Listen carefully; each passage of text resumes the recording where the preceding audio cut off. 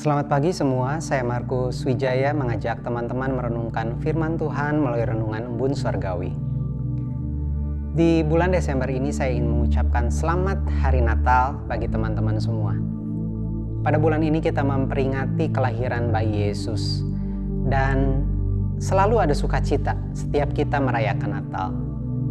Natal selalu membawa damai di hati kita karena ada seorang juru selamat yang lahir dan membawa pengharapan bagi kita semua umat manusia. Jadi pagi ini saya ingin membacakan dua ayat yang seringkali kita dengar ketika momen Natal tiba. Ayat yang pertama saya ambil dari kitab Yesaya pasal 9 ayat yang ke-6. Berbunyi seperti ini. Sebab seorang anak telah lahir untuk kita, seorang putra telah diberikan untuk kita. Lambang pemerintahan ada di atas bahunya. Dan namanya disebutkan orang Penasehat Ajaib, Allah yang perkasa, Bapa yang kekal, Raja Damai. Teman-teman, kelahiran Yesus membawa damai karena disebutkan bahwa Dia sendiri adalah Raja Damai. Saya membayangkan bahwa seorang Raja Damai bukan saja dapat memberikan damai kepada orang lain, tetapi Sang Raja Damai sendiri haruslah seorang pribadi yang penuh dengan damai. Dan ayat yang kedua yang ingin saya bacakan, saya ambil dari kitab Filipi pasal yang kedua ayat 5-7 yang berbunyi seperti ini. Hendaklah kamu dalam hidupmu bersama menaruh pikiran dan perasaan yang terdapat juga dalam Kristus Yesus, yang walaupun dalam rupa Allah tidak menganggap kesetaraan dengan Allah itu sebagai milik yang harus dipertahankan, melainkan telah mengosongkan dirinya sendiri dan mengambil rupa seorang hamba dan menjadi sama dengan manusia. Teman-teman, kalau kita mau jujur, seringkali ada banyak persyaratan yang perlu terpenuhi untuk kita dapat merasakan damai dan sukacita. Bakul nasi yang harus tetap penuh dan hangat, pekerjaan yang harus menjanjikan, yang bekerja ingin menjadi pengusaha, yang pengusaha ingin jadi milioner, yang milioner ingin jadi bilioner, dan seterusnya. Isi dompet dan saldo bank harus penuh. Reputasi kita harus diakui oleh banyak orang. Dan masih banyak lain. Syarat-syarat yang tanpa kita sadari kita tetapkan untuk diri kita sendiri hanya supaya kita dapat merasakan damai dan sukacita.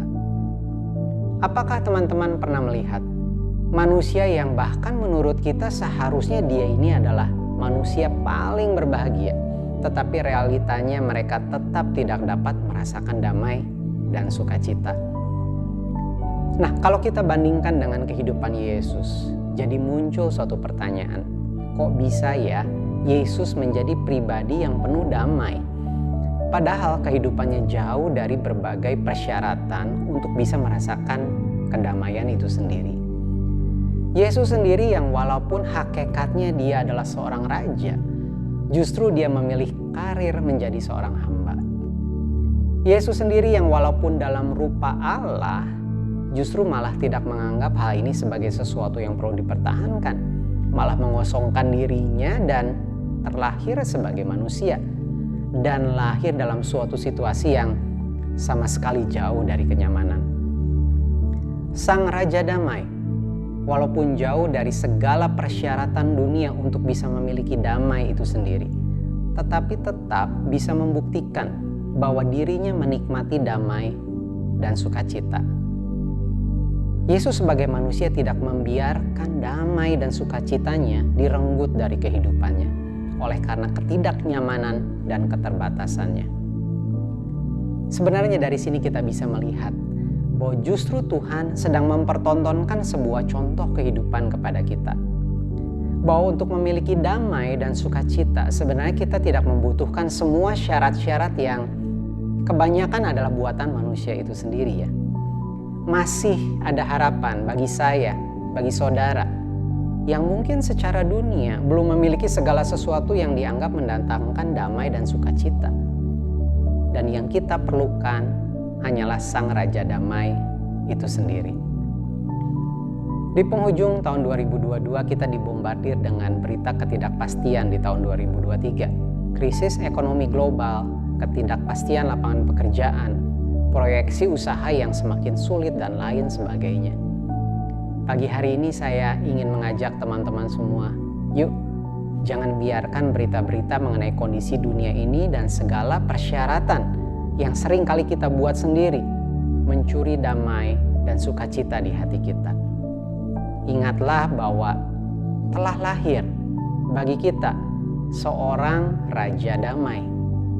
Jangan sia-siakan kelahiran Raja Damai itu di dalam kehidupanmu. Izinkan Sang Raja Damai berkuasa penuh dan memberikan damai sejahtera yang tidak sama dengan dunia berikan. Mari pagi ini kita melihat diri kita sendiri. Apakah ada damai dan sukacita di hatimu? Sudahkah Anda mengizinkan Sang Raja Damai berkuasa di dalam kehidupanmu? Tuhan memberkati.